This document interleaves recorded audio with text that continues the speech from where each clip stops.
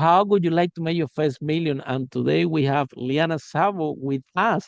And she's a dynamic entrepreneur, PR executive, venture capitalist, and Jewish community leader.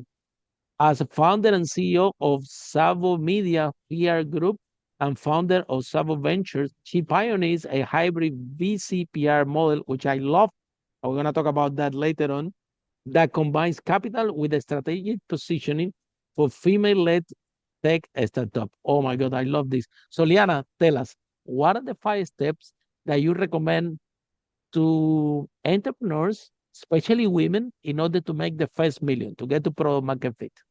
Welcome to Unstoppable Podcast with Harry Sardinas, inspiring conversations with influential millionaires, investors, thought leaders, entrepreneurs who are making a massive difference with their innovative products and services, and sharing the challenges and wisdom of how they sold their first million. Well, first of all, thank you so much for having me. This is exciting. And I'm here to bring lots of value because as a publicist, as a VC partner, it's so important that women understand one concept, right? It is owning your story. You have to be unapologetic about owning your story and own one sharp story that the market repeats for you. So if investors, journalists, and customers can explain what you do, then you can have a very strong market fit, right? So the goal is they pitch you when you're not in the room. That's the goal. The second thing is you have to prove demand. Before you pitch growth, you need to have traction, right? It's not just revenue, right? It's an inbound press interest. It's PR. It's investor follow-ups. It's customers asking, how soon can we start? PR validates demand and investors follow signals. And I always tell this to the startup founders. When I ask them, what is your story? It's not about the story of the product. It's your story because I'm investing in you. I want to scale your vision at the end of the day. It's not about the product. Tomorrow you can come up with a different product, right? So I want to invest in you. The third, I would say, would be align your narrative with real market problem. So your story must answer why now, why this problem, and why you. If your narrative doesn't match like a market shift, if it's not matching that, it's just noise. So you want to cut through the noise. The next thing I would say is that you're repeating this over and over again, right? It's not creating hype. A lot of times startups want to create hype, and it's not that. We want to, again, going back to PR, which is very important because that is why I created this whole VCPR approach, because I know how important it is for you to be consistent. One article or one investor meeting, it isn't fit, right? What does market fit look like? Consistent media angles, repeatable investor interest, and predictable deal flow conversations. I have an upcoming event that's taking place February 19th in New York City, and I'm having a founder investor dinner. And that is where deal flow will take place. And I don't want you to come to something like this, to a like this, which is a dinner, a sit-down intimate dinner with investors. So you pitch yourself hard pitching. We don't want to do that. We want you to be someone that they can remember. So that's why it's so important to learn that investor narrative. And I would say the last thing is let third-party validation do the selling. Market fit is obvious when press creates credibility, credibility unlocks capital, and capital accelerates growth.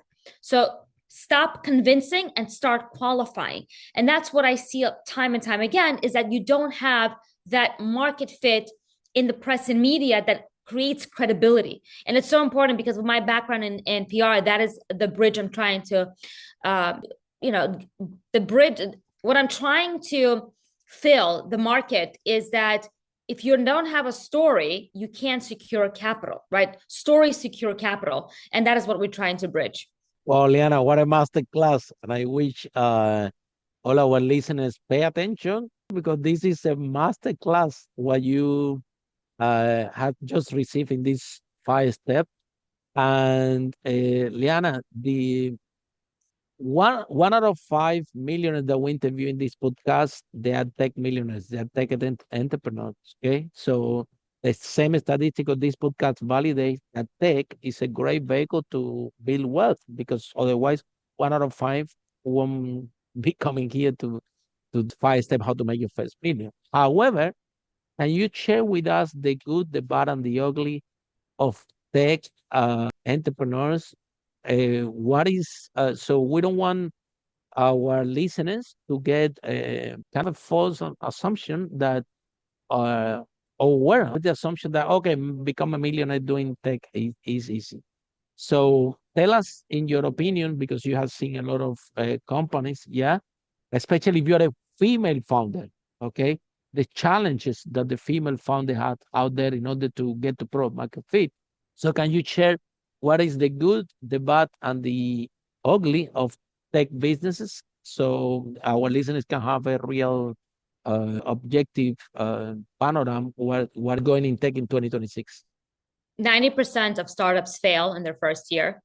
And so that in itself is staggering, the statistic. And what does that mean? There's a lot of blind spots. The blind spots can be the narrative is not being told, the legal blind spots, right? So when you come to me, you have to make sure you understand that we also offer fundraising opportunities, PR, and legal. Those are the services we offer on the PR side of things. So we want to create that type of umbrella because we know how bad it can get, especially for women. That's why I am so passionate about women, because I know how hard it is for women to get their and we're disrupting the 2%. So I have to say that when you want to go, and what I've seen over and over again is that they're so confident at times to tell their story, but they don't have that strong narrative, and they fail because they feel that, well, I am telling my story in the best way I know, like the best way that I think is what I think I should be telling, but they're not putting themselves on a pedestal. And this is for women specifically. Men, on the other side,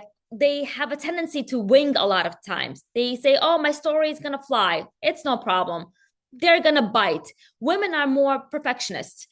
They need to make sure that their story actually is validated, right? And so what I see the part is that women are not equally, obviously, to the male counterpart, and that's why they're getting such lower percentage of capital, or maybe no capital at all. And so the most important thing I think in this case is that you need to own your story, be unapologetic, and that is how you're going to propel yourself forward and avoid all the different obstacles. Okay, let's go deep in this because I personally interviewed the Minister of Finance of Zimbabwe not long ago, and she was sharing with me stories. Say, Harry, you know what? We have over there in the country a program that we know we give loans to the farmers, and the farmers they vegetables, they sell it with the money they make, they pay back the loan. So then we give a bigger loan. And however, he told me, Harry, but what I want to share with you is that the rate that we have with women, 75, 85% of women, they are paying the loans and growing the business responsible more than men. So he told me, as government, we are very happy to lend to women. That's what he told me. Yeah, there's a Minister of Finance, okay, with that program. So meaning that women, they are able to deal with finance, especially I know the reason, they have kids. So they know that this money that been lent to them, they have to be used responsible. You have to not take high risk because you have to pay back. You have a family to feed and so this proof that women are able, if a VC like you give the funds, they have the same skill, probably as well as men, to plan the finance effectively. I know that we're different. I met John Gray. John Gray, he has sold 50 million books. The author of Women's Up for Venus and Men's Up for Month, right? And he told me, Harry, we're different. So, and he has sold 50 million books on the topic. So, of course, that we are different, but that doesn't mean that one is less than the other one. So my question to you is, okay, you see in London, we have a big movement in women in tech because, again, we see the VCs, venture capitals and everything that less funds go to women compared to men. So also hiding in my business, okay, when I started to hire my team, there were all women in the sales team, the property business I have there in London, we managed to sell 5 million. And I like to hire women a lot because they're very assertive. When they don't like something, they tell me straight away. That's my own experience. Men sometimes, hey, Harry, everything gonna be okay. The girls, when they're telling me, Harry, fix this, and then they come again, fix this. And by the third time, I know that there is a problem. That when they guess they're telling me again and again, is they that's the way the women are, or and and it's good. I prefer that people tell me straight away what's going on, the problem, so I can go and solve it. So, bottom line, Liana, why do you think that if women have all these plus that I have experienced personally myself, and I bet the other entrepreneurs that employ people out there have experienced the same thing, why is so huge the gap? And I'm taking it huge in the tech space and in the entrepreneurial world, giving more vote, more capital, more spaces, more framework to women. And what do you think is the problem? Why And women how get can we solve it? And how can we solve it? so why women are getting less funds than men? Well, I think the Yes, and less stigma, business opportunity and less support and less everything. yeah, I think the stigma comes from obviously generations, right? From of when men had to work and women have to stay home. And I think that it's just still that concept of that, women need to stay home, they need to raise families, they aren't equipped with the right resources to run a company. But on the contrary, women actually are better at running companies than men because we can multitask. How many Argue, and I'm a big fan of the topic. I think you're 100% right. I mean, we can literally hold a baby in our hand, talk on the phone, and stir the pot, Which is great for business. Yeah. right? And men can't do that. So, how can we solve this problem? Well, I think that women are doing a great job. I think that we are stepping up. We are trying, and that how do we break through, right? The breakthrough has to happen when they start telling their story authentically in a way that puts them on a pedestal. Women do not like to put themselves on a pedestal. The problem with women I've been seeing is that they don't like to brag about themselves. They don't like to say, well, we achieved this. They're very much, well, kind of, yeah, we achieved this and that's it. It's no big deal. On the other hand, a man will just go and celebrate the little things, which is great. And then we need to look up to you guys because men are so good in saying, well, if it wasn't a big accomplishment, well, we got this, and they will we make it a lot of it, yeah. Exactly. And women don't do that. And women should do more of that, right? And so that is where I come in and I say, look, you need to celebrate yourself. You need to story. Oh, You have wow. to celebrate Right. your wins. It's so important, especially in the tech world. Tech is dominated by men. We are underrepresented in the tech industry. And so as soon as we start understanding that our voice matters, we should be seen, we should be heard. And I have a 5-step methodology that I teach my women when they're stepping into the role. I teach them the 5-step, which is B.E.P.I.C, right? It's a one-word acronym, and the B stands for believe. Have the belief to understand that your story matters and you will stand out from the crowded marketplace. Become empowered. E stands for empowerment. How do you empower yourself?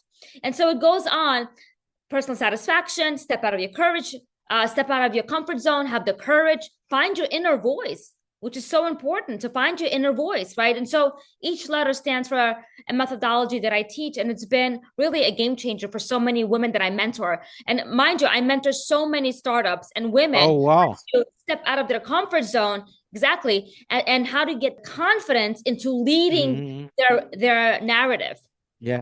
And I think, Liana, that I'm glad that you have CPR, because at the end of the day, I think we need to create more frameworks like women manage the funds, because what we have now is all the VCs out there, there are boys and they all manage the funds. Of course, they're gonna give the money to boys, right? So we need to create more frameworks. If the government help would be amazing. Some help from the government for you support. I you're a community leader, right?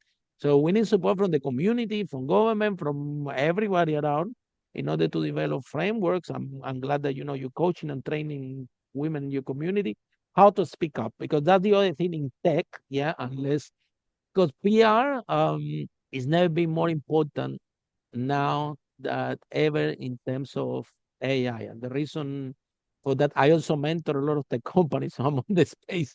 So how you yourself, how you defend your position in a tech space Well, with the use of AI, you know, you develop something and you have somebody next. So it's not 100%. about, used to be, Liana, wow, you have this code that is very difficult to do.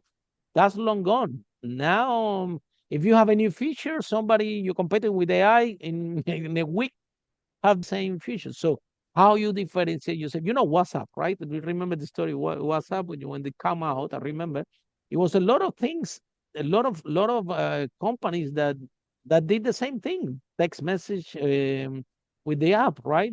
But why he won the button WhatsApp is because of the brand. They build that brand, they build this credibility, they build that recognition from the name to the story to like nobody talks about Liana. Okay. Oh, what's up? Well, look who was the person who created it. Who look what the story behind.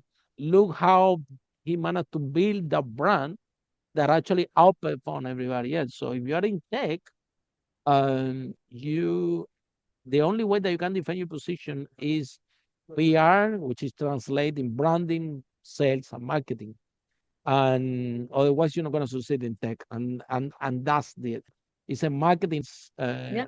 exercise. You know, the all the millionaires that I spoke here, the tech entrepreneurs that have exits, do you know that 80% that come to this podcast, they are actually marketing, sales, PR experts?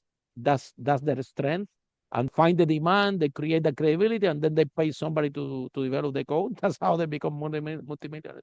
But Yeah. also the 20% that are actually coders and software developers, they come to a podcast and they spend the whole podcast talking about sales, marketing, PR, how they got the product in front of the people, the story they have, how they exceed in brand. So if you want to succeed in tech, is not anymore that's why when I see a founder that comes to me, the face with nobody knows you, and you have an MVP, and you don't know you don't know what's the next step, and you tight with budget. Well, PR is your next step. PR is the only thing that you can do that is less cost effective, better than pay ads in whatever or do, because you know you pay ads, yeah, you might say your product, but what is the credibility? What is the authority? What is that traction? You need the authority first, and after, with that authority, is that you will be able to generate traction and traffic. Credibility, you know, without credibility, is no, it's very difficult to sell, right? You need to be So my spokesperson. I mean, you're so on I'm point. a big fan. I'm what you do because, like I said, I'm Thank- on the space, yeah. and I face them again and again. And Liana, it's very difficult to come back. You know, okay, let's talk about this. When you talk with females and when you talk with tech entrepreneurs, okay, and then you explain this that we're talking about, and they don't take you seriously. They think that you're joking. They think, oh no, this branding, this sales, DPR. No, don't worry, I have something cheap. I, oh, I want something cheap. I will, and they don't take this seriously. And after they raise funds for family, friends, remortgage the house, whatever, and still they cannot sell the product because they didn't build this authority, that credibility at the beginning, that brand. And it's not easy, especially if nobody knows you and you're a nobody. And that's the truth. You can be a genius tech, you can solve a problem, but nobody knows you. So, Liana, why do you think that still techs don't take PR marketing sales seriously, and then we have this 90% of failure?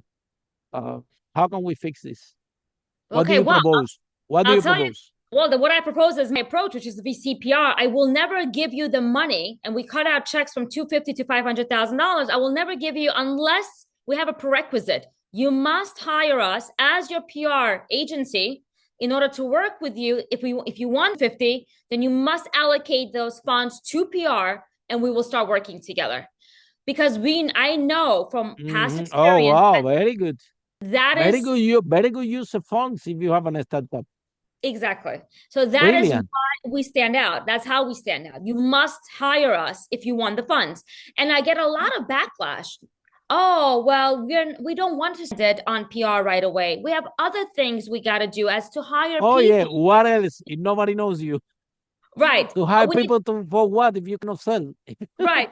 We need to hire a team. We need a CEO. We need a CTO. Well, I said, look, why don't you hire your team first and then come back to me? Because guess what? You're not ready then. You're not ready for me to give you the money. The money right now, what you need is in order for you to go to market and be successful, you need PR. And yes, I'll give you the 500,000. But If it you have the credibility, you have traction, and with that traction, you're gonna have the money to hire everybody else you want. exactly. That's It's at it. the end of the day, yeah, I understand. You have an startup, the sometimes the investor, the team, right? But on the other hand, if you go to an investor and you have a great story, and you say to the investor, look, we are only two people, myself with this product, and I hired this company, which is a PR, to create the story and to amplify my authority about this project. I think the investor is gonna be very happy. Oh, yes. The I investor mean, is gonna be all over the moon. They say, really, this is be, this is your investor, it's a PR company. You see, you are laying the red carpet to the investor to come with the big money already, right? and what else I do is we offer them a sweat equity deal. If they don't want to invest into PR with our capital, with our fund, I said, fine, let's work on a sweat equity deal, see Mhm. how that works out, and then we'll fund you. But if Mm. 90% of startups fail in the first year, why would you think I'm going to give you money right away? And there were many Mhm. times where startup Mhm. founders were difficult with us. They would not understand our positioning. They wouldn't understand, well, you're not the type of investor, and I'm not the traditional. I know what I bring to Mhm. the table, and I have to make sure that Mhm. women get more funding, women understand how to tell their story. And if you're not Mhm. female-led Mhm. tech startup, I still Mhm. work with you. I Yeah, work tell with you what people. you are. You're an investor that actually try to help them for real. You Exactly. understand?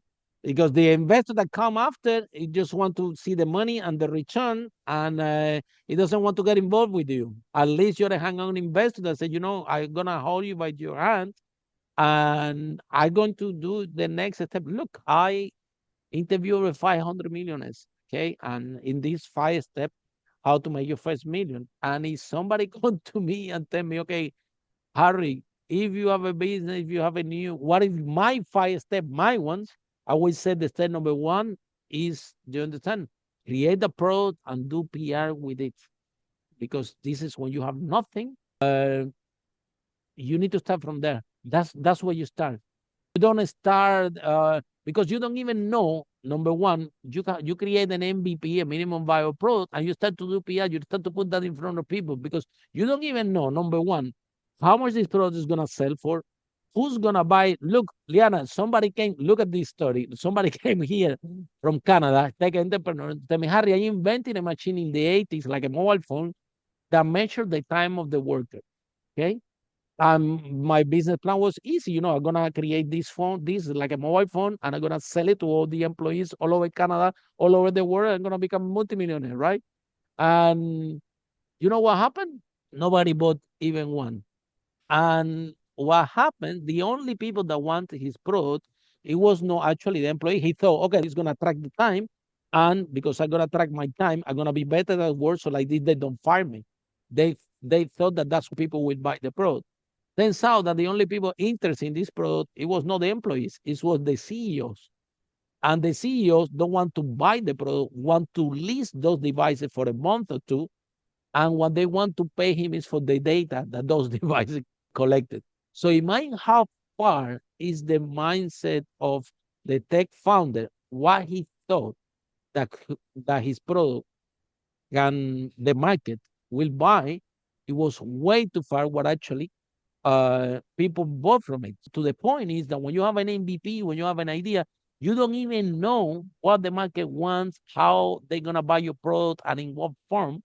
And however, if you start to do PR and you start to put that product in front of people, you're gonna have a feedback, and they're gonna shape your product in terms of price, in terms of demands, of traction, right? However, Liana, PR, you have to be smart and clever because more and more have become challenging because there is a lot of noise, like you said, in terms of you need to know what you're doing if you want your startup to appear in the news.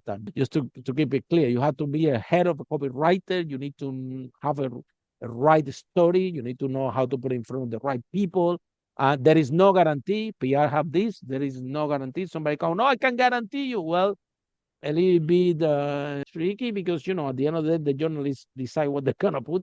So tell us a little bit how we can how what do you recommend to tech founders? Okay, to start to understand and approach this PR journey. And this is not a 100-meter run; it's a marathon, and it doesn't. It never ends, right? Absolutely. I think tech startups need to understand that it starts with visibility, right? Your personal brand stems on three pillars. It's the visibility, credibility, right? You need to have value proposition. What type of value are you bringing to your audience? How authentic you are, and how consistent you are, right? Consistency over and over and over again of bringing the same value and be transparent. Now, if you can't afford PR, then start doing video content. 89% of people are aligned with video content. So start speaking about your video, start making reels, and that in itself will propel you forward. That in itself will create a lot of visibility. Now, it doesn't mean that the views will equal validation, right? We can't validate based on views and likes.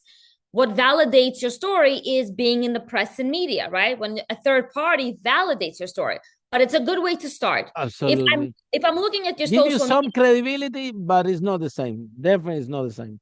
it gives you relatability. It relate to this person. But the only credibility you can get is when someone is vouching on behalf of you, like a third party validates. When you have a press release, when you have like an article that a journalist picked up. So what I highly recommend, in order for a journalist to actually have interest in your story, start making video content on social media, LinkedIn and Instagram, where then you can pick up that momentum, and these will look at you. They want to see what makes you stand out from this other person who is pitching them the same idea, right? And the only way you're going to stand out is also how much of visibility you have on social media. And Liana, the other day somebody come to me and say, Harry, we're selling this Indian manuscript. It costs a lot of millions. Do you know anybody? I do talks in family office events and high networking sometime. Harry, do you know someone about this manuscript? A lot of millions. They want to sell it. And the only thing that I told to the guy, I said, look, have you done some PR about it? Start from that. Do some PR about it. So what do you think? Somebody, yeah, I agree that costs a lot of million, but it's very specific product for very specific collectionists, and it's for everybody to buy. It's very specific. I think it's happening in the culture. So have to be someone from that culture and so on, and it costs millions because that's the value, because of the age and the research they have done in New York, by the way. That's the only thing that I can tell to a guy. I said, look, man, you have to do some PR about it. Write on in articles and press and that, because and you said, he said, well, let's suppose Harry's 100 million, but are we happy with 50? Guess what? If you do your PR, we'll be able to sell it for 100 million.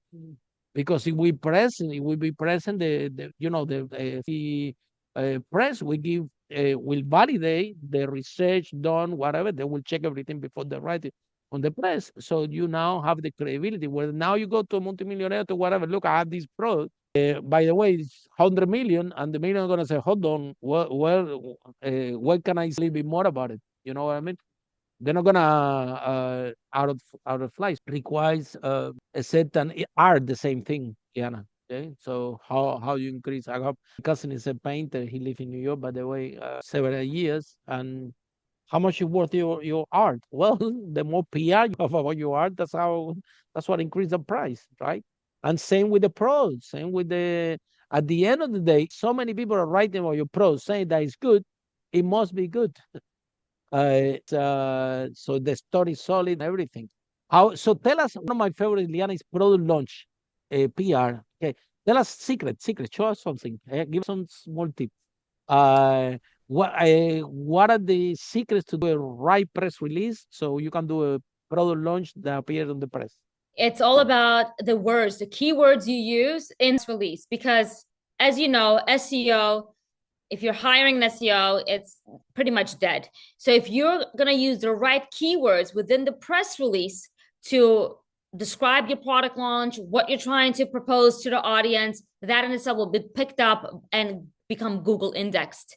So you want to make sure that sometimes people can do press releases on their own. And you know that. You can work with companies, but if you do not know how to word it the right way, and you're going to be missing those links or a call to action. It's very important to have a call to action on a press release, right? Because you want to make sure people are going to visit that page or buy from that. Where are they going to learn more about you? The next thing I would say is important to have a very strong subject line, title, right? What are we attracting here? So if you're doing this on your own, if you're trying to do a launch, if you're doing press release, like you said, then you have to make sure that it's attractive enough in order for people to make it buzzworthy. Where it goes, money flows, right? We want to bring a lot of attention to that title. Well, Liana, I think you're brilliant. So tell us your story.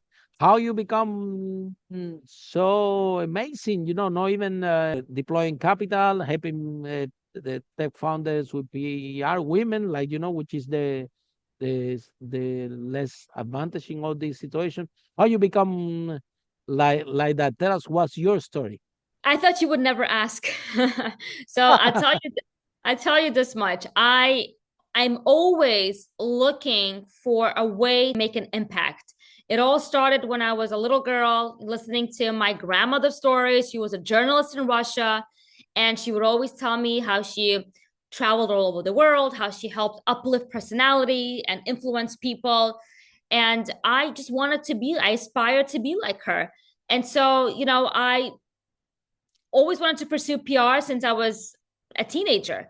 And since I've heard her stories, and I unfortunately was swayed from my dreams. I couldn't pursue PR due to family situation, and I had to pursue something that was less risk adverse and less time to travel around the world. And so I chose the path of speech pathology, which I hated, and I decided to drop out of college. So when I dropped out of college, my son was almost 2 years, and it was a very difficult time, Harry. I had to do a lot of things in order to get to where I am today. I wanted to do things my way, and I wanted to say that, well, I made mistakes. It's fine, but it's my story. At least I made mistakes, and I am proud that I took risks. And so the number one thing from what I can tell you is that I was never afraid to show my authentic side. And I could tell you, I'm a dropout. It's fine. But what's the best thing about that is that the full circle moment is few months ago, the college I dropped out of invited me to speak there to their pharmacy students on behalf of PR and branding. And that for me was the highlight really of my career, because it shows that the past does not define your future. And at the moment, it seemed like everything was falling apart, but it was the best thing, because looking back now, I can connect the dots, like Steve Jobs used to say. When you the only reason you're going to look back is to connect the dots to where it brings you today. And that is exactly what it is. So many jobs in between. I was a hairdresser. I was a stylist. I did life insurance. I sold cars for a few. I did it all because I wanted to get that type of knowledge, and I wanted to be well-rounded, and I wanted to meet people. I wasn't afraid to say hello. And how can I help you? Or how can we help each other? How can we bring value to each other? It all stems from, it's really not the education, Harry. There's so many, and not to bring anyone down, or education is important. It really is. But if you don't have those soft skills that you develop, and that what I developed over the years, skills are not taught in school. Like, how do you communicate? How do you leverage situations, right? You don't learn that in school. How to be an entrepreneur, how to develop that grit and perseverance, how to say, if someone tells you no and have all the doors shut on your face, how do you go around and go through the window and still get a yes? So for me, it's important that I the way I position myself throughout is whatever I do, I have to do it with integrity. I have to make sure I have that reputation. And ever since I was a little girl, I was raised with one mentality, right? You can build your reputation years and years, but it only takes one nuance, right? A situation of whatever it is in your life, it can break your reputation. So for me, it's so important to uphold that reputation, and I make sure that my integrity speaks for itself. Yeah, tell me about it. Yeah, the only thing, the most important thing, my name. Yeah, type that in Google, and you see, and this is who's Harry Sardinas, right? And so at the end of the day, that brand, that personal brand, is something that it never ends, and it goes with your values. And look at you, right? You don't have a degree in PR. You didn't went to university in PR. You better. You have your own PR company, helping business for real to find funding and to grow. No, no, doing it like I said for real, which is actually very impressive, and it's Thank you. no easy to do. So I congratulate for that, and I would like also, Liana, to tell us if people are in love with our conversation, how people can find you, how this process work, especially our women listeners that want to be entrepreneur. And that's the other thing. We have a lot of people in corporate that want to be an entrepreneur. So at the end of the day, again, so if you're doing the transition from company and you want to start your own business and you're a woman, well, have a chat with Liana. So maybe about these businesses idea you have, maybe get a guidance before you do that transition is important. And also, you know, that you hate a study, that's very good, because when you do EPR, you know, that photo has to be good. It represents you, represent the company, represent everything. So you see, things don't happen to you, they happen for you. Absolutely. Absolutely. So how people Yeah. can find you, how the process work? So you can email me, which is great, Liana at ZavoVentures.com. You can send us a text message at 212-814-7176, which is direct, to say, hey, I heard your podcast, was super intrigued, and we can help you out with any questions you have.